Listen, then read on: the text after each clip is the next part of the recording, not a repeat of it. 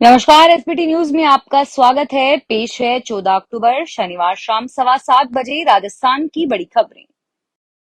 प्रधानमंत्री नरेंद्र मोदी ने नाम और चेहरे पर मिशन राजस्थान में फतेह हासिल करने की भाजपा की कवायद जारी है। और अब खबर है कि चुनाव से पहले प्रधानमंत्री के अभी और ताबड़तोड़ दौरे प्रदेश भाजपा को मिलने वाले हैं। पार्टी चाहती है कि प्रदेश के चारों दिशाओं में प्रधानमंत्री की जनसभाएं करवाई जाए और सूबे की सियासी हवा अपने पक्ष में की जाए। प्रधानमंत्री नरेंद्र मोदी की चुनाव पूर्व करीब 10 स्थानों पर जनसभाएं करवाई जा सकती है। इनमें कोटा, चूरू, झुंझुनू, श्रीगंगानगर सहित कुछ अन्य जिले शामिल हैं।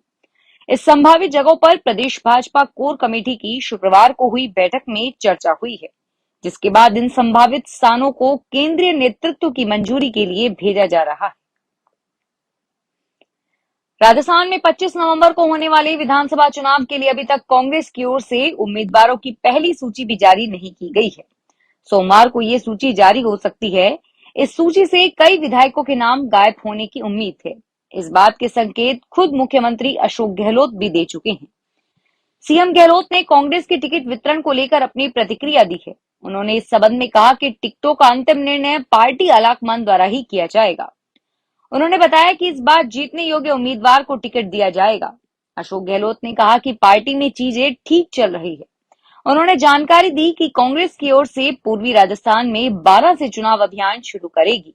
राष्ट्रीय अध्यक्ष मल्लिकार्जुन खड़गे 16 अक्टूबर को यहां पर संबोधित करेंगी और वहीं महासचिव प्रियंका गांधी द्वारा 20 अक्टूबर को दौसा के सिकराय में रैली को संबोधित किया जाएगा। वनडे वर्ल्ड कप 2023 के लीग स्टेज का सबसे बड़ा मुकाबला यानी भारत पाकिस्तान मैच अहमदाबाद के नरेंद्र मोदी स्टेडियम में खेला जा रहा है। भारत पाकिस्तान के मैच को लेकर खेल प्रशंसकों में जबरदस्त उत्साह देखने को मिल रहा है। भारत की जीत के लिए प्रशंसक हवन और पूजा पाठ कर रहे हैं। राजधानी जयपुर में मैच शुरू होने से पहले राजस्थान यूनिवर्सिटी के मुख्य गेट के सामने हवन करने के साथ ही हनुमान चालीसा का पाठ किया गया और भारत की जीत की प्रार्थना की गई। इस दौरान हिंदुस्तान जिंदाबाद, वंदे मातरम, जीतेगा भाई जीतेगा, भारत जीतेगा के नारे लगाए गए। राजस्थान में आगामी विधानसभा चुनाव को देखते हुए चुनावी रंग जम चुका है। एक तरफ जहां भारतीय जनता पार्टी ने अपनी पहली सूची जारी कर दी है, तो वहीं कांग्रेस की भी सूची का नेताओं को इंतजार है। इसी बीच देश की राजधानी दिल्ली में आयोजित होने वाली कांग्रेस स्क्रीनिंग कमेटी की बैठक से पहले टोंक विधायक सचिन पायलट और पीसीसी चीफ गोविंद सिंह डोटासरा की मुलाकात ने सियासी गर्माहट बढ़ा दी है। दिल्ली में होने वाली बैठक से पहले दोनों नेताओं की मुलाकात के आखिर क्या मायने हैं, इसे लेकर राजस्थान के सियासी गलियारों में चर्चा शुरू हो गई है। बताया जा रहा है कि यह मुलाकात शुक्रवार दोपहर हुई। कांग्रेस नेता सचिन पायलट खुद पीसीसी चीफ गोविंद सिंह डोटासरा के सरकारी आवास पर पहुंचे और करीब 1 घंटा बंद कमरे में दोनों की मुलाकात हुई। इस दौरान मीडिया में आई तस्वीर में टेबल पर एक फाइल भी रखी हुई है। समझा जा रहा है कि इस फाइल में टिकट चाहने वाले उम्मीदवारों के नाम हो सकते हैं जिन पर चर्चा की गई होगी। कांग्रेस सरकार में गृह राज्य मंत्री रह चुके लूणकरणसर के पूर्व विधायक वीरेंद्र बेनीवाल के खिलाफ जयपुर के एक थाने में पारिवारिक संपत्ति के विवाद का मामला दर्ज हो गया है, जिसमें बेनीवाल सहित परिवार के अन्य सदस्यों को नामजद किया गया है।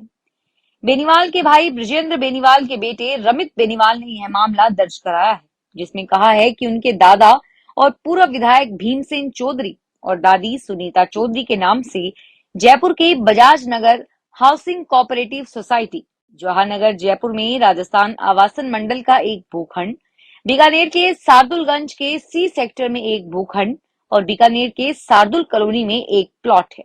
ये सभी संपत्तियां भीमसेन चौधरी ने अपनी स्वयं की आय से पत्नी सुनीता चौधरी के नाम से खरीदी गई थी। श्री डूंगरगढ़ पुलिस ने शनिवार को हाईवे पर गश्त लगाकर आने जाने वाली गाड़ियों की चेकिंग की। इस दौरान एसआई सुशीला ने जिस गाड़ी को चेक किया उसमें चांदी के जेवरात 1,80,000 रुपए नकद मिले। इस सामान की कोई रसीद पुलिस को नहीं मिली। इस पर सामान जब्त कर लिया गया है। वजन करने पर चांदी करीब 50 किलो थी। यह कार निखिल हरिकिशन दोमड़िया चला रहा था, जो राजकोट गुजरात का रहने वाला है। पुलिस से पूछताछ में उसने बताया कि उसके साथ महेंद्र भोजक और घनश्याम सिंह काम करते हैं। गुजरात से आई ये चांदी राजस्थान के कई जिलों में बेचनी थी और किसी तरह के कागजात नहीं होने पर तीनों को हिरासत में लेकर पूछताछ की जा रही है। राजस्थान में कल रविवार से बारिश शुरू होगी। मौसम विभाग ने अगले 3 दिन में राजस्थान के 20 से ज्यादा जिलों में बारिश का अलर्ट जारी किया है। चूरू, हनुमानगढ़, बीकानेर, गंगानगर में तेज बारिश होने की संभावना जताई है और बारिश के साथ इन जिलों में 30 से 35 किलोमीटर प्रति घंटे की स्पीड से तेज हवा भी चल सकती है।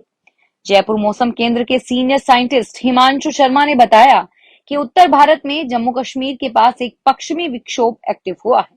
इस सिस्टम के असर से गंगानगर, बीकानेर से लगते पंजाब और पाकिस्तान की सीमा पर एक साइक्लोनिक सर्कुलेशन बन रहा है, जिससे आज देर रात से गंगानगर, बीकानेर, हनुमानगढ़ के जिलों में मौसम में बदलाव हो सकता है। यहां तेज हवा चलनी शुरू हो सकती है। राजसमंद के केलवा कस्बे में हॉस्पिटल की व्यवस्थाओं का जायजा लेने के लिए अपर जिला एवं सेशन न्यायाधीश मनीष कुमार वैष्णव ने औचक निरीक्षण किया। वैष्णव ने केलवा के प्राथमिक स्वास्थ्य केंद्र में प्रसूति वार्ड, नवजात शिशुओं के लिए उपलब्ध सुविधाएं, डॉक्टर्स, मेडिकल स्टाफ, स्टाफ के लिए आवास व्यवस्था, पेयजल और बिजली व्यवस्था का जायजा लिया।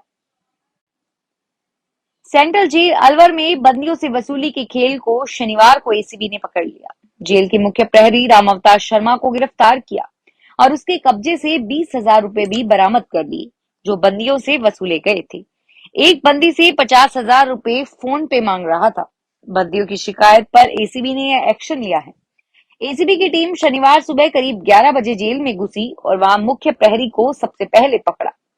एसीबी के अधिकारी प्रेम सिंह ने बताया कि जेल में बंदियों से वसूली की जाने की शिकायत पर रेड डाली। मुख्य जेल प्रहरी राम अवतार शर्मा को गिरफ्तार कर लिया है, जिसके पास 20,000 रुपए मिले। रामलीला की बात चलती है तो रात का समय मंच पर संवाद के जरिए विभिन्न प्रसंगों का मंचन आदि ही जहन में आता है, लेकिन झुंझुनू जिले के बिसाऊ कस्बे में होने वाली रामलीला कुछ अलग है। यहाँ रामलीला का मंचन शाम के उजाले में होता है। स्टेज की जगह खुले मैदान में बीच सड़क पर बालू रेत बिछाकर दंगल तैयार किया जाता है और इसी दंगल पर सभी पात्र मूक रहकर अभिनय करते हैं। और इतना ही नहीं, राम, लक्ष्मण, भरत, शत्रुघ्न एवं सीता के पात्र को छोड़कर सभी पात्र चेहरे पर मुखौटा लगाकर अभिनय करते हैं। इसकी एक खासियत यह है कि यह रामलीला 15 दिन तक चलती है। रामलीला के दौरान दंगल में ढोल नगाड़े बजाए जाते हैं, जिसकी थाप के साथ राम दल व राक्षस दल के बीच युद्ध होता है।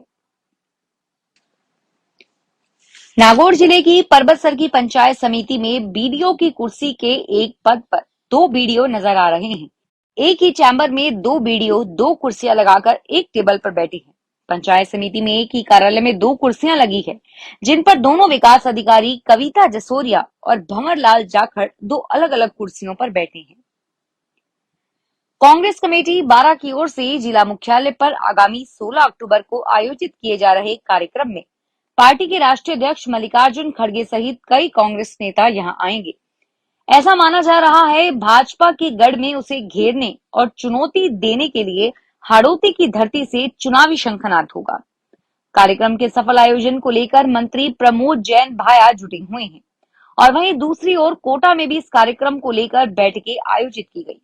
इसमें कांग्रेस प्रदेश महासचिव अमित धारीवाल ने कहा कि कार्यक्रम में कांग्रेस के राष्ट्रीय अध्यक्ष 13 जिलों में अभियान का शुभारंभ और चुनावी शंखनाद करेंगे। राजस्थान में भर्ती परीक्षा में शामिल 16 डमी अभ्यर्थियों के खिलाफ अब कई धाराओं में जयपुर के सांगानेर थाने में केस दर्ज कराया गया है। सांगानेर थाना इलाके में कर्मचारी चयन बोर्ड का कार्यालय है और इसी कार्यालय से डाक के जरिए मिला शिकायत के आधार पर यह केस दर्ज हुआ है। दर्ज रिपोर्ट के आधार पर पुलिस ने बताया कि राजस्थान सार्वजनिक भर्ती परीक्षा में अनुचित सामग्री का प्रयोग करना, ठगी करना, जालसाजी की कोशिश करना सहित विभिन्न धाराओं में केस दर्ज किए गए हैं। जिन अभ्यर्थियों के खिलाफ केस दर्ज कराए गए हैं, उन लोगों ने साल 2022 में हुई कई सरकारी भर्ती परीक्षाओं में अपनी जगह पर डमी अभ्यर्थी बिठाए थे।